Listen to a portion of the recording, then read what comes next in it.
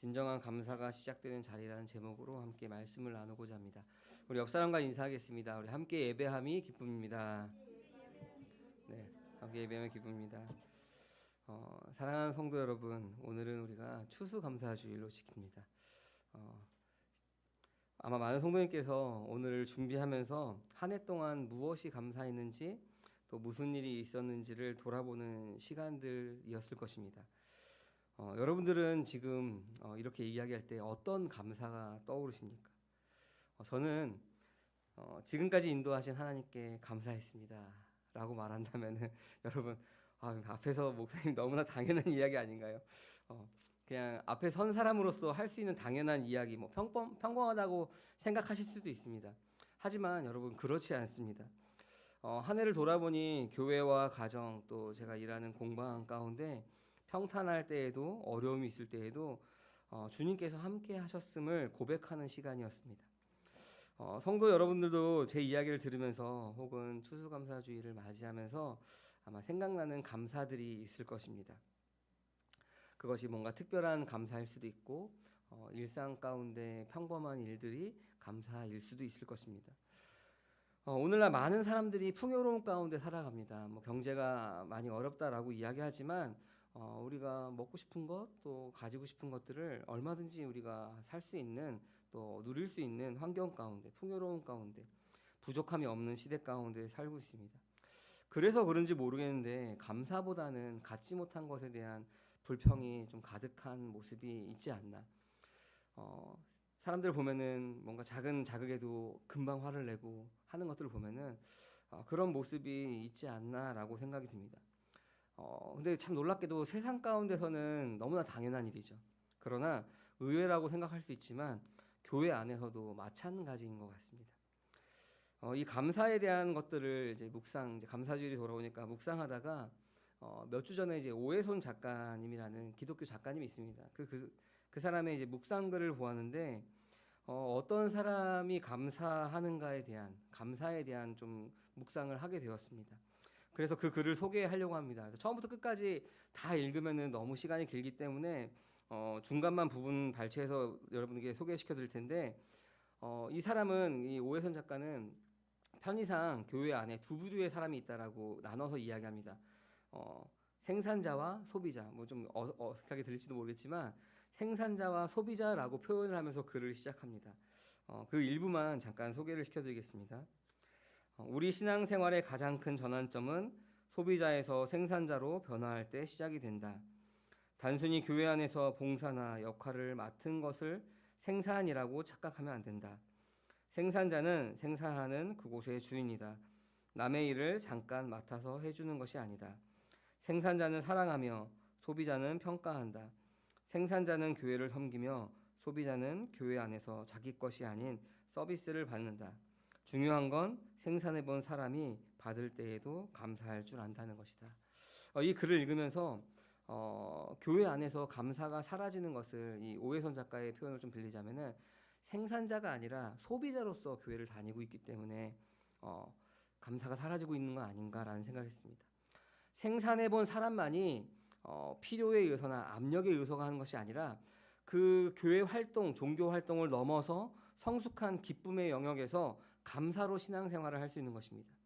그렇게 살아가는 사람의 삶이 바로 예수님의 메시지로서 살아갈 수 있는 것입니다. 사랑하는 성도 여러분, 다시 한번 여러분께 묻습니다. 여러분의 삶은 감사가 있는 삶입니까? 여러분의 신앙생활은 감사가 있는 신앙생활입니까? 아니면 그 감사가 사라진 삶 혹은 신앙생활입니까?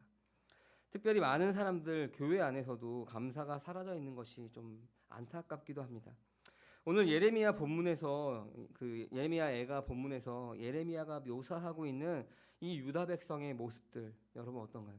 참담한 모습이죠. 우리가 1절부터 14절까지밖에 읽진 않았지만 전쟁이 지나가고 난 다음에 얼마나 참담한 가운데 있는지를 잘 보여주고 있습니다.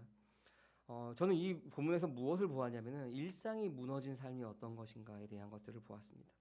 일상이 무너지고 감사가 없어진 비참한 삶의 모습을 오늘 본문에서 이야기하고 있는 것입니다. 여러분 유다 백성에게 닥친 이 고통이 단순히 물질이 없어서 고통 가운데 있는 것이 아닙니다. 바로 하나님과의 관계가 끊어진 다음에 있는 일입니다. 하나님과의 관계가 끊어진 다음에 겪게 되는 모습을 단면적으로 우리에게 보여주고 있는 것입니다. 그래서 오늘 이 시간을 통해서 우리 이 말씀이 좀 들려지기 원합니다. 우리 삶 속에서 진정한 감사가 무엇인지 좀 점검하는 시간이 되기 원하고, 내 안에 혹시나 감사가 사라졌다면 하나님과의 친밀한 관계 속에서 그 감사가 다시 회복되고 감사하는 삶이 더 든든하여지는 시간이 되기를 소망합니다. 오늘 본문이 1절부터 14절까지의 말씀은 유다 백성의 참상이 바로 하나님이 주신 그 기업을 빼앗긴 데서 비롯되었다라고 시작을 합니다. 하나님께서 이스라엘에게 주신 그 기업은 무엇이죠? 바로 가나안 땅입니다. 이 가나안 땅이 바벨론에 의해서 침략당하고 멸망당하고 유린당하고 있습니다. 그 이후에 이스라엘 백성들은 지극히 평범한 일상적인 삶도 박탈당했습니다. 물을 마시는 거, 그다음에 먹을 것을 먹는 거, 가정들 이런 것이 박탈되는 것들을 보게 됩니다. 세 가지로 크게 나눴는데 경제적인 궁핍, 사회적 무질서, 그다음에 정치적인 압제가 있다라고 하는 것을 오늘 본문에서 발견할 수가 있습니다. 먼저 경제적인 결핍에 대해서 4절과 9절에서 이야기합니다. 유다 백성들은 생필품인 물과 나무를 값비싼 돈을 지불하고 얻을 수가 있었습니다. 또 죽기를 무릅쓰고 양식을 구하는 모습을 오늘 본문 말씀에서 볼 수가 있습니다. 근데 그마저도 구할 수가 없는 것입니다. 피부는 먹을 것을 찾느니라고 검게 변해었고, 먹을 것을 구하고자 이방 나라에 손을 벌렸으나 오히려 치욕만 당할 뿐이었습니다. 여러분, 단순히 물질적인 어려움을 겪고 있다고 하는 것이 아니라 평범하게 누리고 있던 그 일상을 잃어버린 것입니다. 하나님의 은혜로 주어졌던 것들을 잃어버린 것입니다. 어떤 값을 치르고도 찾을 수가 없는 것입니다. 왜 그러죠? 하나님의 돌보심을 잃어버린 백성이 되었기 때문에 그런 것입니다. 그들이 언약을 저버림으로, 말씀을 잃어버림으로, 그 언약 안에 거하지 않음으로 자신들이 누리고 있던 그 평범한 일상이 얼마나 비참하게 무너졌는지를 보여주고 있는 것입니다. 사회적으로는 3절에 보면은 뭐라고 하면 아버지 없는 고아가 되었고 어머니는 홀어머니가 되었다라고 이야기합니다. 여러분, 구약 성경에서 고아와 과부는 어떠한 존재이죠? 약자 중에서 최약자이죠. 그래서 모든 사람들이 돌보아야 하는, 그래서 고아와 과부를 돌보라라고 하나님께서도 말씀하십니다. 고아와 과부는 다른 사람의 도움 없이는 살아갈 수 없는 사람들입니다. 그리고 또 무슨 말씀이 나오냐면 대적자들이 추격하여서 목에 멍에를 메고 쉬고 싶으나 목에 멍에가 메어 있어서 쉴 수가 없다라고 이야기합니다. 어떤 여인들은 대적자들에게 능욕을 당했으며 처녀들도 유린당하고 청년들과 아이들은 강제의 노역에 시달리고 노인들은 마을 회관을 떠났다라고 하는데 성문을 떠나고 젊은이들은 노래를 부르는 즐거움이 사라져버렸다라고 이야기합니다. 여러분, 우리가 누리고 있는 진짜 평범한 일상들이 하나님의 말씀을 저버림으로 그들이 그것을 모두 빼앗긴 것을 보게 되는 것입니다. 그들 삶 가운데서 사랑과 존중, 안정과 보호가 사라져버린 모습입니다. 하나님의 돌보심이 없을 때 그러한 모습 가운데 있다. 이 삶이 무력하고 두려움으로 가득 차버린다라고 하는 것을 오늘 본문 말씀에서 우리는 알 수가 있는 것입니다. 세 번째로는 정치적인 압제에 시달렸습니다. 여러분, 유다 백성들, 그러니까 남유다 백성들이 남유다 백성이 이전에 이스라엘 백성들이 가장 힘이 좋을 때가 언제였죠? 바로 다윗이 왕이었을 때입니다. 다윗이 왕이었을 때 그 고대 근동 지방을 다 호령하고 다녔죠. 누구도 이길 수 없는 그러한 강한 민족으로서, 나라로서 든든히 서갔던 민족이 바로 이스라엘 백성이었습니다. 그러나 그들이 지금은 그 언약을 깨버림으로 바벨론에게 그 나라를 빼앗기고 바벨론의 용병들, 그 종들이 그들을 그 나라를 통치하는 모습을 보게 됩니다. 종들의 지배를 받아서 치욕을 당하게 된 것이 바로 이 하나님의 언약 백성이었던 이 이스라엘 백성이었습니다. 한때는 하나님의 돌보심 속에서 자유와 자주권을 누렸던 그들은 이제 이방 나라의 종들의 지배를 받고 있는 것입니다. 경제적으로, 사회적으로, 정치적으로 어려운 상황 가운데 있습니다. 여러분, 이 말을 좀 오해해서 듣지 않기를 원하는 게 뭐냐면은, 여러분, 하나님 말씀을 떠나면은 우리가 경제적으로 어려울 것입니다. 사회적으로 어려울 것입니다. 정치적으로 어려울 것입니다. 이거를 그냥 1 더하기 2입니다 하고 공식적으로 대입하기를 원하는 것이 아닙니다. 오늘 본문에서 우리가 알 수 있는 것은 무엇이냐면은 하나님과의 언약을 깨트렸을 때, 하나님을 깨트리고 그분 안에 우리가 나아갔을 때, 그 자리를 떠났을 때, 그것 가운데 잃어버리는 것이 무엇인가? 평범한 일상들이 무너져 버리는 것에 대한 이야기를 하고 있는 것입니다. 단순히 육체적인 고통, 우리가 하나님 말씀을 어기면 나는 경제적으로 어려울 것이야, 그것이 아니라 이 육체적인 고통을 넘어서서 영적으로 결핍이 일어났다는 것을 우리가 봐야 되는 것입니다. 하나님 없는 삶이, 하나님을 떠난 삶이 무조건 이럴 것이다가 아니라 더 잘 살 수도 있습니다. 여러분, 하나님 없이 살아가는 세상에 많은 사람들 얼마나 잘 삽니까? 떵떵거리고 잘 살죠. 경제적으로 풍요할 수 있습니다. 여러분, 이것을 1 더하기 1은 2입니다. 이것을 그렇게 이야기하는 것이 아니라 지금 이스라엘 백성, 유다 백성들은 하나님의 언약을 깨트려 버림으로써 바벨론에 의해서 멸망당한 지금 그들의 모습은 평범한 일상을 잃어버린 것입니다. 예레미야가 그것을 눈물로써 기도하고 있는 것입니다. 히브리서 8장 9절에 보면은 이스라엘 백성이 당한 이 재난에 대해서 신약 성경에서 이렇게 이야기합니다. 우리 히브리서 8장 9절 말씀 우리 같이 한번 읽어보겠습니다. 그들은 내 언약을 지키지 않았으므로 나도 그들을 돌보지 않았다. 아멘. 뭐 했다고요? 언약을 지키지 않으므로 하나님도 그들을 돌보지 않은 것입니다. 하나님께서 돌보지 않으니까 그냥 그 평범한 일상들이 그냥 다 무너져 버린 것입니다. 이스라엘 백성에게 하나님께서 주신 유업은, 기업은 여러분 뭐라 그랬죠? 가나안 땅이었습니다. 가나안 땅을 언제 약속하셨죠? 아브라함 때. 너의 아비 본토 친척집을 떠나 어디로 가라? 내가 지시한 그곳으로 가라. 내 하나님 하고 떠나고 갔죠. 그때 하나님께서 약속하신 것이죠. 물론 아브라함 때 그 가나안 땅에 들어가진 않았지만 많은 시간이 지난 다음에 그 애굽에서 종살이도 하고 모든 민족이 많아진 다음에 하나님의 약속대로 가나안 땅에 들어가게 되었습니다. 그리고 가나안 땅에 들어가기 전 모세를 통하여서 하나님께서 다시 한번 말씀하시죠. 말씀에 순종하여 언약 안에 거하면 그 땅은 하나님께서 돌보시는 땅이 될 거야. 가나안 땅이 중요한 것이 아니라 하나님께서 약속하신 땅 안에 그 언약을 지켜서 살아가며 하나님께서 돌보시는 것입니다. 그러나 오늘 우리가 예레미야 애가 말씀에 보면은 이스라엘 백성들은 그러지 못했죠. 하나님의 말씀을 지키지 않고 언약을 떠나버렸습니다. 그 결과 북이스라엘이 멸망했습니다. 북이스라엘이 멸망하는 그 모습을 보고도 남유다 백성을 깨닫지 못하죠. 그래서 남유다도 바벨론에 의해서 멸망당했습니다. 예레미야는 지금 눈물로 그 얘기들을 하고 있는 것입니다. 여러분, 하나님을 떠난 그 유다 백성의 삶이 어떤 것인지 그 처참한 삶에 대해서 생생하게 보여주고 있습니다. 이 땅의 일상의 은혜를 상실해버리고 더 심각한 것은 하나님과의 관계가 끊어진 채 살아가고 있는 것입니다. 그때 우리는 감사가 사라지는 것입니다. 감사보다 눈앞의 현실, 그것이 먼저가 되는 것이고 하나님의 말씀보다 지금 내가 먹고 사는 것이 더 문제가 커 보이는 것입니다. 여러분, 하나님의 말씀은 떠난 사람의 삶의 모습이 그렇다는 것입니다. 감사가 사라지며 더 많은 물질들을 얻기 위해서 나의 지금 문제를 해결하기 위해서 전전긍긍하며 공허와 불안에 휩싸인 채 살아가게 되는 것입니다. 평범한 일상들을 감사하지 못하는 상황 가운데 오는 것입니다. 하나님께서 주시는 그 진정한 행복도 함께 사라져버리는 것입니다. 어느 때요? 그 말씀 안에 거하지 않으면. 여러분, 우리의 진정한 감사의 근원이 어디서 오는지 모르기 때문에 그런 것입니다. 진정한 감사의 근원은 어디서 오는 건가요? 하나님께서 주신 그 세상의 만물 안에 속한 것을 받을 때 감사가 오는 것인가요? 아니죠. 바로 하나님께로부터 오는 것입니다.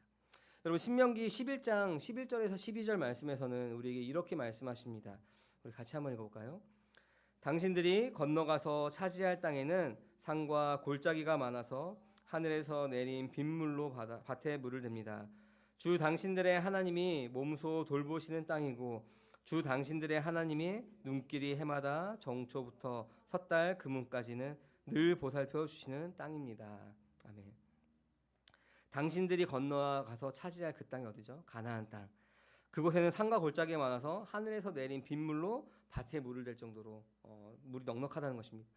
그리고 그곳에는 하나님께서 몸소 돌보시는 땅인데 정초부터, 그러니까 매해마다 정초부터 섣달 금음, 그러니까 오늘날로 말하면 1월 1일부터 12월 31일까지인데 한 해 동안만이 아니라 매해마다 1월 1일부터 30일, 그러니까 매 순간 매일매일 하나님께서 돌보심이 있는 곳이다라고 이야기하는 것입니다.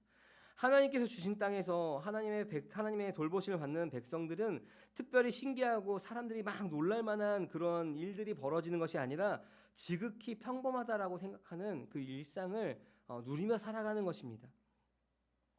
다만 애굽 백성과 다른, 그러니까 세상 사람들과 다른 것들은 무엇이냐면은 하나님께서 적당한 때에 따라 비를 내리시고 곡식과 포도주와 기름을 얻는 것입니다. 하나님께서 돌보시는 삶이다라고 하는 것입니다. 하나님께서 그들의 가축도 돌보십니다. 하나님께서 돌보시는 삶은 특별한 기적이 일어나는 삶이 결코 아닙니다. 지극히 평범한 일상의 삶인 것입니다. 여러분, 저는 고등학교 때 또 어렸을 때는 하나님께서 정말 믿는 사람들에게 복을 더하셔서, 그때는 그 복이 물질의 축복인 줄 알았는데 복에 복을 더하셔서 정말 잘 먹고 잘 살면은 그 사람만으로 사람들이 교회로 막 몰려올 텐데 라는 좀 어리석은 생각했습니다. 여러분, 만약에 교회 다니는 사람마다 막 물질의 축복을 얻어서 막 잘 먹고 잘 산다면은 사람들이 교회로 몰려올 때 그 사람들은 뭘 보고 몰려오는 거죠? 하나님을 보려고 몰려오는 것이 아니라 나도 저 사람처럼 물질의 축복을 얻으려고 몰려오는 거죠. 하나님이 아니라 하나님께서 지으신 그 만물의 안에 속해 있는 그 돈을 쫓아가기 위해서 오는 겁니다. 우리에게 그런 모습이 있으면 안 되는. 그래서 저도 그것이 깨달아지고 나서 그것이 중요한 것이 아니구나. 하나님께서 굳이 우리에게 다 물질의 축복을 주시지 않는 이유가 그런 것에 있는 거구나. 여러분, 물질만 이야기했지만 여러 가지 부분 가운데서 마찬가지인 거죠. 우리에게 주신 것도 감사, 가져가신 것도 감사. 우리가 하나님께서 지으신 것을 주셔서 우리가 하나님을 바라보고 감사하는 것이 아니라 그것이 없어도 하나님께서 평범한 일상 가운데 우리와 함께 하시는 것이 감사하는 것입니다. 그것이 애굽 사람들이 이야기하고 있는 그 세상 사람들을 이야기하는 그것과 믿는 사람들과 신앙을 가지고 있는 사람들과 다른 삶인 것입니다. 여러분, 신명기 11장 12절에 이어서 14절 15절에서는 이렇게 이야기합니다. 우리 같이 한번 읽어볼까요? 주님께서 당신들의 땅에 가을비와 봄비를 철따라 내려주셔서 당신들이 곡식과 포도주와 기름을 거두게 하실 것이며 들에는 당신들의 가축이 먹을 풀을 자라게 하여 주실 것이며 그리하여 당신들은 배불리 먹고 살 것입니다. 아멘. 겉으로 볼 때 언약 백성이 사는 방식과 애굽 사람들이 상징하고 있는 세상 사람들이 사는 방식과 크게 차이가 없죠. 여러분, 하나님께서 정말 특별한 것을 이야기하셨다면은 가을비와 봄비와 철따라 내리는 비가 없어도 곡식이 날마다 자랄 것이며 이 가축들이 풀을 먹지 않아도 포동포동 살이 찔 것이며 너희들이 광야에서 40년 동안 신발이 되어지지 않고 의복이 달아지지 않은 것과 같은 그 모습을 가나안 땅에서 누릴 것이다 라고 말씀하시지 않죠. 하나님께서 함께 하시는 그 가나안 땅에는 그냥 평범한 일상들이 우리가 하나님께서 주시는 자연의 풍족함을 그냥 누리고 사는 것들을 이야기하는 것입니다. 겉으로 볼 때 큰 차이가 없어 보이나 세상 사람들과 큰 차이가 없어 보이나 결정적으로 중요한 차이는 뭐냐면은 언약 백성은 하나님의 언약 안에 있을 때 하나님께서 돌보시는 것입니다. 하나님을 믿는 사람들이 뭔가 세상의 기준으로 더 풍요로움을 무조건적으로 사는 것은 아닙니다. 우리가 어떻게 보면은 더 고난 가운데 살아가고 더 환난 가운데 살아갈 때가 더 많이 있습니다. 왜냐하면 세상의 가치관으로 살아가지 않기 때문에 그런 것입니다. 환난과 공고, 고난 가운데 살아가는 삶이 어떻게 보면은 믿는 사람들의 일상일 수도 있습니다. 그러면 어떻게 우리가 세상의 기준으로 감사할 것이 많으면, 그러니까 하나님께서 주신 만물이 우리 가운데 많이 얻어짐으로 감사할 거지 마시면은 우리가 그리스도인들은 오히려 세상의 공고와 환난과 고난이 올 때 감사하지 못하는 것 투성이겠죠. 중요한 것은 하나님이 우리와 함께 하신다는 것입니다. 만물 안에 주어진 것을 쫓아서 살아가지 않습니다. 그것을 창조하신 하나님과 함께하는 삶인 것입니다. 그 삶에는 감사가 넘치는 삶인 것입니다. 감사해야지가 아니라 그 감사가 자연스럽게 나오는 것입니다. 여러분, 자연스럽지 않은 것은 아직 내 것이 아닙니다. 우리 이렇게 얘기했던 거 기억나시죠? 자연스럽지 않은 것은 아직 내 것이 아닙니다. 믿음이 아닌 것입니다. 내가 기도해야지 하는 사람은 아직 기도하지 않는 사람이죠. 내가 감사해야지 하는 사람은 아직 감사보다 불평이 더 많은 사람이죠. 내가 말씀을 봐야지 하는 사람들은 말씀을 안 보고 말씀을 봐야지 하고 결단하고 이야기하는 사람들이죠. 말씀을 보는 사람들은 그냥 말씀 봐야지 하지 않고도, 여러분, 내가 숨을 쉬어야지 결단하면서 오늘 하루 숨을 쉬면서 살아갑니까? 그렇지 않죠. 자연스러운 것이 믿음인 것입니다. 내가 감사해야지가 아니라 하나님과 함께함이 우리 가운데 풍족하게 느껴진다면은 자연스럽게 감사하는 삶을 살아가는 것입니다. 하나님과 함께하는 것이 진정한 감사의 시작인 것입니다. 나에게 주어진 것이 아니라 그것을 창조하신 하나님과 함께하는 것입니다. 세상 사람들은 스스로 수고하며 살아갑니다. 그러나 그리스도인들은 어떻게 하죠? 그 자기 짐을 수고하고 무거운 짐을 어떻게 하죠? 어떻게 할까? 이것을 내가 근심하고 걱정하고 이것을 내가 끙끙대고 살아가는 것이 아니라 하나님께 맡기는 거죠. 기도함으로 맡깁니다. 그 문제에 대해서 하나님께 기도하고 이 문제의 해결이 이 주권이 하나님께 있음을 분명히 알고 하나님의 일하심을 잠잠히 기다리는 것입니다. 거듭난 사람의 삶의 모습인 거죠. 아담 안에 있는 사람의 모습이 아니라 그리스도 안에 있는 사람들의 모습입니다. 세상에 대하여 죽고 하나님에 대하여 산 사람들의 모습인 것입니다. 감사하지 말라고 해도 감사할 수밖에 없는 사람의 모습입니다. 억지로가 아니라 내가 그리스도 안에, 그리스도가 내 안에 있기에 그 감사가 자연스러운 것입니다. 그러나 아담에 속한 사람들은 어떻죠? 창세기 3장에 보면은 세상 사람들의 수고는 가시와 엉겅퀴를 낸다라고 이야기합니다. 열심히 그것을 없애려고 노력합니다. 밭을 메고 노력하죠. 그 수고와 그 열심에 고통이 따르는 것입니다. 근데 더 중요한 것은 무엇이냐면은 그렇게 수고하고 고통 가운데 일을 하지만 그것이 감사로 끝나는 것이 아니라 그 끝이 그 죄의 삭은 사망인 것처럼 그 끝이 헛된 공로로 끝나버리는 것입니다.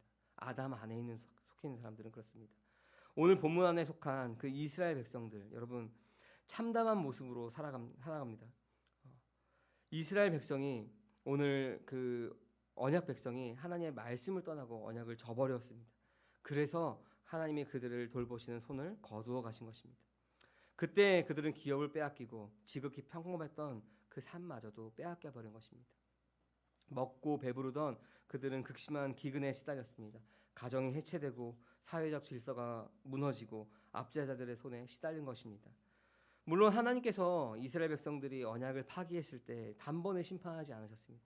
만약에 이스라엘 백성들이 언약을 파기하고 그때 하나님께서 단번에 심판하셨다면은 여러분이 생각할 때 언제 하나님께서 심판하셨을까요? 가나안 정복 시절에, 조금 더 양보하면은 사사 시절에 이미 그들은 하나님의 심판 가운데 있어야 되는 것입니다. 근데 하나님께서 어떻게 하셨죠? 400년이 넘는 시간 동안 오래 참으신 것입니다. 심판하지 않고 오래 참으셨습니다. 선지자들 통하여 끊임없이 경고하고 하나님 말씀하셨습니다. 언약을 파기하면서 당장 염려가 없고 괜찮다라고 하는 그 거짓 선지자들을 향해서 경고하기도 하였습니다. 그래도 돌아오지 않자 하나님께서 심판하신 것입니다. 그 심판의 자리에서 다시 세우는 것입니다. 여러분, 말씀을 떠났음에도 언약을 파기했음에도 평범한 일상을 누리는 것은 평안해 보이나 그것은 지극히 불안한 일상입니다. 기초가 없는 집에서 사는 것과 같은 것입니다. 거짓 선지자들은 그럼에도 괜찮다라고 말합니다. 너가 언약을 떠났어도 괜찮아. 아직 우리가 평범한 일상을 누리기 때문에 괜찮아. 여러분, 괜찮은 것 같으나 뭐라죠? 하나님께서 오래 참으시는 것입니다. 하지만 하나님은 반드시 진리대로 백성을 심판하십니다. 그 기초를 다시 세우는 그것이 하나님의 사랑인 것입니다. 유다는 하나님과의 언약을 깨트리고 그들의 죄로 인하여서 하나님의 돌보심을 상실한 것입니다.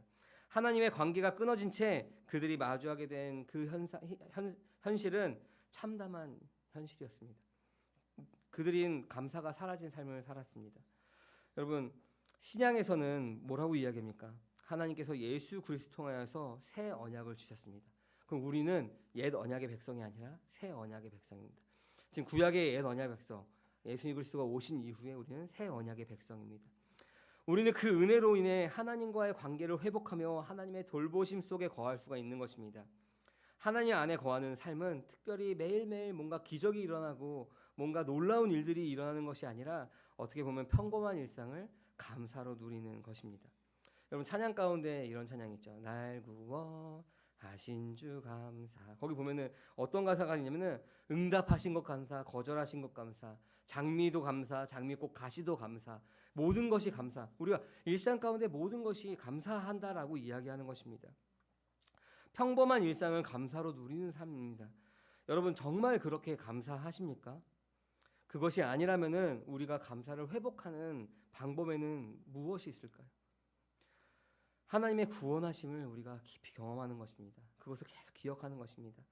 감사는 하나님의 은혜와 돌보심을 경험하는 것입니다. 그럴 때 오늘 하루 눈 뜬 것도 감사, 오늘 하루도 하나님 안에서 보낸 것도 감사, 잠자리에 들어가는 것도 감사, 오늘 우리에게 먹을 것을 주신 것도 감사, 입을 것도 주신 것도 감사. 그 모든 것이 그리스도 안에 있을 때, 우리를 구원하심을 우리가 경험할 때 그 모든 평범한 일상들이 감사로 누릴 수가 있는 것입니다. 그 속에서 은혜와 평강을 누리며 감사하는 마음이 우리 가운데 넘쳐나는 것입니다. 특별히 우리가 추수감사주의를 맞이하면서 감사에 대해서 고민하면서 우리가 좀 감사에 대한 훈련을 좀 했으면 좋겠습니다. 우리가 받은 것이 참 많죠. 하나님이 우리를 구원하신 것도 감사하지만 하나님께서 우리에게 일상을 허락하신 그 모든 것들이 있습니다. 뭔가 거창한 것을 확인하는 것이 아니라 여러분 스스로 한번 이 시간 점검해 보길 원합니다. 하나님이 주신 것이 아니라 주신 것도 감사하지만 그 주신 하나님, 만물을 창조하신 하나님이 우리의 아버지 되신 것, 그 아들이 우리 안에 계시고 우리가 그 안에 있는 것, 그것이 얼마나 감사한지를 여러분 한번 생각해 보시기 바랍니다. 하나님께서 주시는 자연의 은혜도 감사합니다. 주변의 사람들도 감사합니다. 이 일상의 작은 일들도 감사합니다. 하나님께서 나에게 베푸신 그 은혜가 무엇인지 여러분 곰곰이 생각해 보십시오. 아마 지극히 평범한 일상들이 더 많을 것입니다. 특별한 일일 수도 있고요. 그렇게 하나님이 주신 것에 감사할 때 우리가 하나님 안에 거하는 삶의 의미가 더 깊이 깨달아질 수 있는 것입니다. 여러분, 하나님께 받은 자는 분명히 감사한 것들이 있는 것입니다. 여러분, 이렇게 제가 쭉 이야기할 때 생각나는 것들이 있죠. 얼마나 저는 이걸 생각할 때 내가 아직 죄인 되었을 때 나를 구원하신 그 감사가 얼마나 큰지 모릅니다. 그렇게 감사할 때 나에게 주신 것도, 걷어가신 것도, 일상을 누리게 하는 것도, 여러분 예배가 끝난 다음에 지금 그 주신 그 마음들을 식사하시면서 또 나눴으면 좋겠습니다. 나눌 때 우리가 그 감사가 배가 되는 것입니다. 여러분, 오늘 말씀 좀 정리하겠습니다. 유다 백성이 언약을 깨고 하나님의 돌보심을 잃어버렸을 때 그들은 삶에서 평범한 일상을 누리는 그 감사가 사라졌습니다. 오늘날 우리도 감사가 사라지기 쉬운 시대를 살고 있습니다. 말씀을 붙들지 않으면, 말씀 안에 거하지 않으면은 우리는 그 마음을 세상 가운데 빼앗겨 버리고 그 감사가 사라지는 것입니다. 오늘날 새 언약 백성도 마찬가지로, 옛 언약 백성과 같이 마찬가지로 언약 안에 거할 때, 그 말씀 안에 거할 때 우리의 평범한 일상이 하나님께서 나를 보호하시는구나, 나를 돌보시는구나를 우리가 경험할 수가 있는 것입니다. 때에 따라 거처를 주시고 먹이시고 입히시는 그 하나님을 경험하고 감사할 수가 있는 것입니다. 여러분, 새 언약 백성이 언약 안에 거한다는 것, 그것이 무엇일까요? 바로 우리가 새 언약 백성은 그리스도를 믿음으로 아들의 생명을 얻은 자입니다. 그 생명을 가지고 우리가 언약 안에 거하는 것입니다. 우리의 상황에 상관없이 날마다 생명 가운데 하나님과 교제하며 살아가는 것입니다. 로마서 8장 말씀에서 우리에게 분명히 말씀하시죠. 그리스도 예수 안에 있는 하나님의 사랑에서 끊을 수 있는 것이 아무것도 없다. 여러분, 우리가 세상 가운데 환난과 공고와 어려움 가운데 우리를 그 사랑에서 끊고자 하나, 감사를 잃어버리게 하고자 하나, 여러분 우리가 말씀 안에 거한다면 그 무엇도 우리를 그 사랑에서 끊을 수가 없는 것입니다. 우리가 감당하지 못하는 상황이라 할지라도 하나님의 사랑으로 넉넉하게 이기는 삶을 살아갈 수가 있습니다. 우리 삶 가운데 감사가 넘쳐나는 삶을 살 수밖에 없는 것입니다. 그것을 알 때 감사하지 말라고 해도 자연스럽게 감사가 나오는 것입니다. 소비자로서 살아가는 것이 아니라 교회 안에서 세상 가운데 생산자로서 살아가는 것입니다. 하나님 안에 거할 때 그 안에 거하는 우리의 삶은 진정한 감사의 삶으로 이끄는 삶으로 우리를 끌고 갈 것입니다. 하나님께서 주신 평범한 일상 속에서 참된 감사를 찾기를 원합니다. 그분의 은혜를 깨닫기를 원합니다. 그렇게 참된 감사를 찾고 그 은혜를 깨닫고 항상 그 감사하며 살아가는 함께하는 교회의 모든 성도님들 되시기를 주님의 이름으로 소망합니다.